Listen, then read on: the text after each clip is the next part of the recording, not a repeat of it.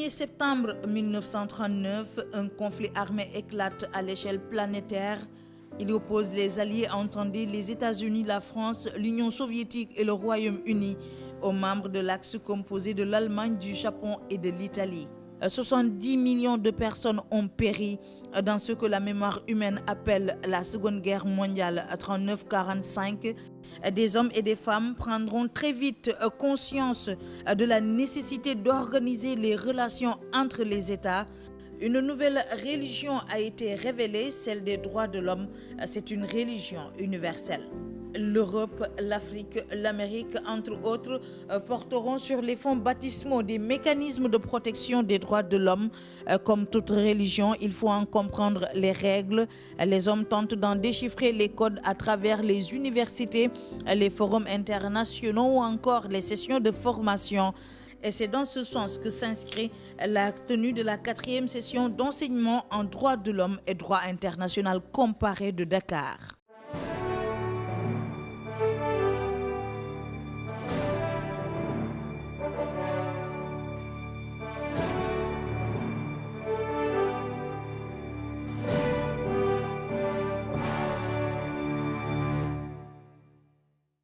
Le volet des droits humains, ça c'est très important pour une fondation d'obédience libérale comme la Fondation Norman, parce que les droits humains, ça c'est un des piliers du libéralisme, ce sont les droits humains. Elle est organisée par la Fondation Friedrich Naumann pour la liberté en coopération avec l'Institut international des droits de l'homme de Strasbourg, fondé en 1969 par René Cassin, président de la Cour européenne des droits de l'homme. Cette session, c'est la 2e session en coopération entre la Fondation Norman, ici à Dakar, et l'Institut international des droits de l'homme de Strasbourg. C'était encore une fois une session extrêmement intéressante, mais aussi, selon les mots des participants, une session qui était extrêmement utile pour leur travail. Alors d'une très haute qualité concernant les enseignants, bien sûr, mais surtout aussi les participants. L'IDH a entrepris depuis quelques années un processus de délocalisation de ces sessions d'enseignement. C'est une initiative conjointe entre l'Institut international des droits de l'homme et la Fondation Friedrich Naumann.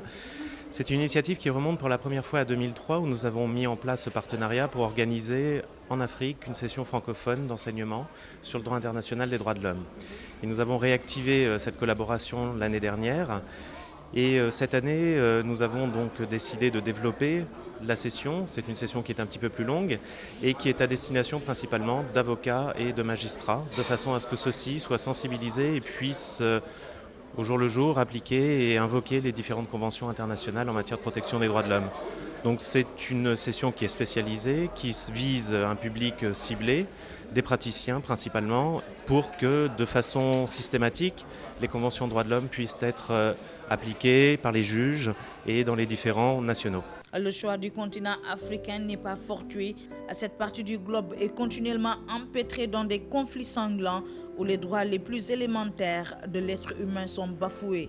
La situation des États en Afrique est extrêmement variable. Il y a des pays très problématiques, il y en a d'autres qui sont mieux placés du point de vue des droits et des libertés. L'édition 2012 est surtout caractérisée par la diversification de l'offre et surtout par la transversalité des thèmes qui seront abordés. Pendant 10 jours, d'éminents experts issus du monde institutionnel, judiciaire, universitaire et de la société civile se sont tour à tour relayés pour partager leurs savoirs et leurs expériences. 55 participants venus de l'Afrique de l'Ouest et du centre, mais aussi de différents secteurs socio-professionnels ont pris part à cette initiation. Ils sont magistrats, avocats, greffiers, membres des forces de l'ordre, d'ONG de protection des droits de l'homme, acteurs de la société civile, chercheurs, étudiants spécialisés ou journalistes. Les participants ont renforcé leurs capacités, mais ils ont aussi abordé les principaux défis qui interpellent le continent africain. Les cours que nous avons suivis pendant 2 semaines durant, c'était des cours très intéressants sur la promotion et la protection des droits de l'homme. Vous savez, l'initiative déjà d'organiser ce genre de sessions en Afrique, c'est une excellente initiative dans la mesure où nous regroupons pratiquement l'ensemble des nationalités qui viennent des différents États et qui ont des divers problèmes sur les questions liées aux droits de l'homme. Donc ces cours nous permettent en fait d'approfondir nos connaissances, d'accroître effectivement nos capacités sur les questions liées à la protection des droits de l'homme et de nous intégrer dans une logique, dans une dynamique de promotion dans nos différents États, dans une dynamique de mise en œuvre de tous les instruments internationaux qui protègent les droits de l'homme.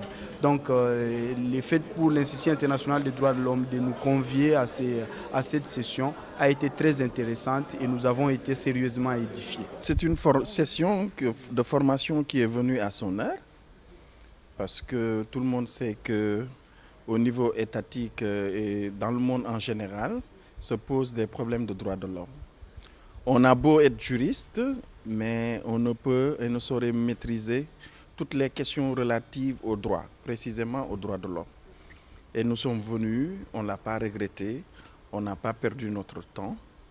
Nous avons reçu des enseignements de qualité. L'apprentissage qu'on a tiré, c'est une diversité en droit comparé sur les trois, j'allais dire, importants continents que sont l'Afrique, l'Europe et l'Amérique. Donc nous avons eu droit à des séances présentées par des professionnels. Je pense au président de l'Institut international des droits de l'homme, Jean-Paul Costa.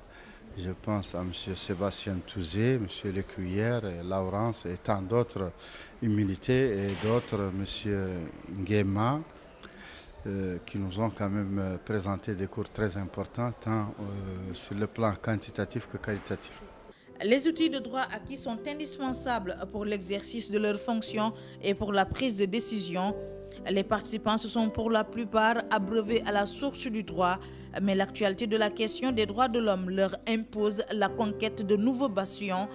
Plusieurs aspects du droit international ont été revisités, entre autres le droit humanitaire, le droit international pénal, les systèmes européens, américains et africains de protection des droits de l'homme. Des participants qui ont suivi avec assiduité la session de formation ont eu l'occasion de tester leurs connaissances à travers des simulations de procès. Il s'agissait tout simplement de faire une simulation de procès où il y a toutes les parties au procès, donc la partie demanderesse et la partie défenderesse. Et il y a une partie qui défend un État.